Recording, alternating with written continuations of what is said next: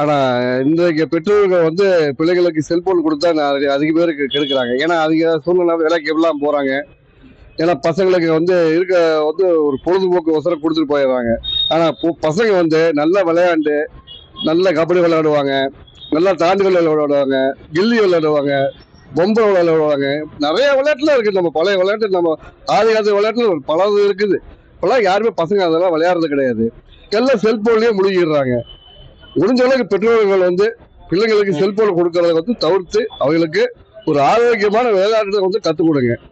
அப்பதான் அடுத்த சமுதாயம் வந்து ஒரு முன்னேற்றங்கள் வரும். ஏன்னா ரொம்ப செல்போன்லயே போயிடுச்சுன்னு வச்சுங்களேன், மைண்டு பூரா வந்து அவங்களுக்கு படிப்பு எதுவுமே இருக்காது.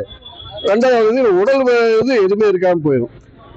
அதனால முடிஞ்ச அளவுக்கு பெற்றோர்களுக்கு வந்து அவங்களுக்கு ஆரோக்கியமான விளையாட்டு கொடுங்க, ஆரோக்கியமான உணவு கொடுங்க.